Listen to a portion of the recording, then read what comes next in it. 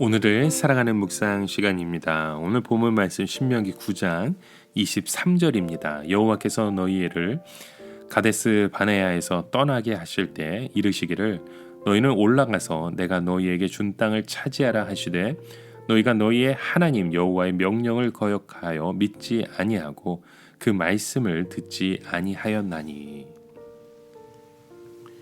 자, 여러분, 우리가 어떤 은혜나 기적을 체험한 후에 그것을 잊어버리면 우리는 참 불신앙에 빠지게 됩니다. 하나님께서 특별히 나에게 기도를 들어주시고 응답하시고 또 어려움 가운데 건져주셔서 기적을 베풀어 주셨을 때는 더 큰 믿음으로 나아가서 그 뒤에 어떤 어려움이 오더라도 믿음으로 굳게 서서 흔들리지 말라는 것이죠. 하나님께서 이스라엘 백성에게 주신 가장 큰 기적은 시내산에서 말씀을 주신 것이었습니다. 이것은 하나님께서 이스라엘 백성들에게 그분을 온전히 드러내시고 모든 것을 주신 것이나 마찬가지였습니다. 하나님께서는 그것을 이스라엘 백성들이 깨닫도록 하기 위해 불붙은 가운데 하나님의 음성을 듣게 하시고 시내산이 진동하게 하셨습니다. 특히 이스라엘에게는 애굽의 그 10가지 재앙이나 홍해가 갈라지면서 마른 땅을 건너는 것보다 수십 배, 수백 배 더 중요한 은혜가 바로 시내산에서 하나님의 말씀을 받은 것이었습니다. 하나님께서 이스라엘 백성들에게 그 말씀을 주셨다는 것은 천국의 열쇠를 다 맡긴 것과 마찬가지입니다.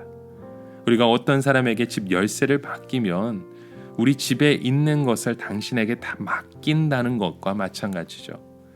하나님께서 이스라엘 백성들에게 천국의 모든 축복을 다 맡기셨다면 이때부터 이스라엘 백성들은 죽도록 하나님의 말씀만 붙들어야 했습니다. 이 세상에 다른 어떤 것이 하나님의 말씀보다 더 좋아 보인다 할지라도 하나님의 말씀 때문에 어떤 어려움이나 고통이 온다 하더라도 믿음으로 다 이겨내야 하는 것이었죠. 그러나 이스라엘 백성들은 모세가 시내산에서 돌판을 받아가지고 내려올 때 금송아지를 만들어서 춤을 추며 우상을 숭배하고 있었습니다. 하나님께서 말씀을 주실 정도로 이스라엘 백성을 믿었다면 그들도 세상에 어떤 유혹이나 환란이 오더라도 하나님을 믿고 말씀에 순종했어야 했습니다. 하나님께서는 그것을 기대하셨겠죠. 그런데 왜 이스라엘 백성들은 금송아지를 만들었습니까? 사실 이런 일이 그들에게는 처음이 아니었습니다. 이미 애굽에서 금송아지의 신앙을 가지고 있었던 것입니다. 이스라엘 백성들은 하나님의 말씀을 듣는 것을 모세가 잘난 체 하는 것으로 생각했고 하나님께서 자기들에게 잔소리하는 것으로 생각했던 겁니다. 이스라엘 백성들은 그런 하나님 중심의 종교가 아니라 하나님은 가만히 계시고 자기들이 떠들고 소리 지르고 즐기는 그런 종교를 원했던 것입니다. 사실 하나님께서 이스라엘 백성들에게 기대하신 것이 모세의 말과 같았습니다. 10가지 재앙을 보고 바다가 갈라진 길을 걷고 하나님께서 불 가운데 말씀하시는 것을 들었다면 이제는 모든 생활을 청산하라는 것입니다. 예수님께서 베드로에게 내가 천국 열쇠를 내게 주리라 라고 말씀하셨잖아요. 이것은 베드로와 우리 믿는 자들에게 천국의 복음을 맡기시는 것을 의미합니다. 하나님께서 우리에게 맡기신 그 말씀, 그것은 하나님의 전 재산을 우리에게 다 맡겨주신 것과 마찬가지입니다. 이것은 사람의 영원한 문제를, 그 운명을 결정하는 것이죠. 사람의 생사를 결정하는 것이 바로 말씀이라는 겁니다. 그럼에도 불구하고 우리가 하나님의 말씀을 제쳐놓고 자기 생각대로 믿으려고 하는 것은 바로 목이 고든 것입니다.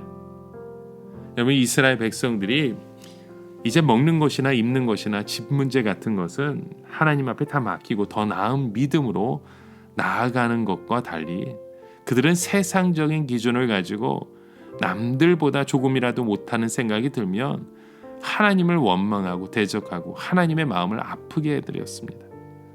우리가 죄를 짓고 영적으로 침체하거나 원망과 불평을 하게 되면 여러분, 하나님 마음에도 상처 받으십니다.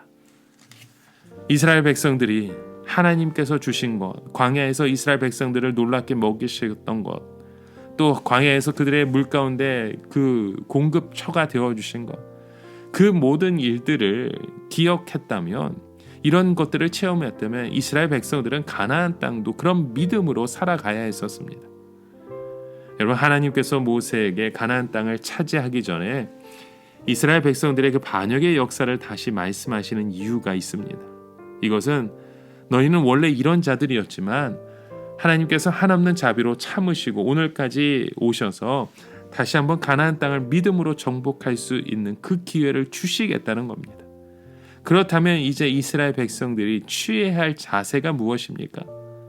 만약 그들이 가나안 사람들에게 겁먹고 뒤도 물어선다면 또다시 하나님을 원망하고 불평해서 불뱀에 물리고 땅이 갈라져 죽고 40년 동안 광야를 돌아다닌 때로 돌아가는 것밖에 되지 않습니다. 이스라엘 백성들은 아무리 가나안 사람들이 겁이 나고 무서워도 광야의 40년보다는 무섭지 않을 것입니다. 그렇다면 이스라엘 백성들이 선택할 수 있는 길은 믿음을 가지고 나아가는 것밖에 없습니다. 여러분, 우리의 과거도 이스라엘 백성 못지않게 결코 만만치 않습니다. 하나님의 마음을 아프게 한 것도 있고 또 하나님의 마음을 품지 못하는 우리의 정욕대로 살아가고 우리의 욕심대로 살아갈 때가 너무나도 많습니다. 여기서 우리가 할 수 있는 것은 무조건 물러서지 않고 하나하나마다 사력을 다해서 싸우는 것입니다. 그러면 결국 우리는 모든 것을 다 이기고 축복의 고지를 차지하게 될 것입니다. 이것을 믿음으로 여러분 받아들이십시오. 우리는 과거로 다시 돌아갈 수 없습니다. 과거에 우리가 머물렀던 곳은 불뱀과 정갈이 있는 뜨거운 사막입니다. 우리를 믿고 기회를 주신 하나님을 위해서 어떤 어려움에도 굴복하지 않고 젖먹던 힘까지 다해서 충성을 다하는 우리 참된 주님의 군사 되어지시길 주님의 이름으로 간절히 축원합니다. 함께 기도합니다.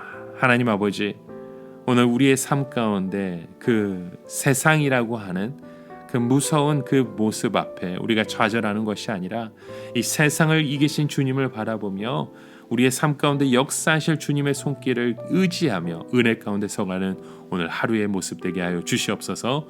예수 그리스도의 이름으로 기도드립니다. 아멘.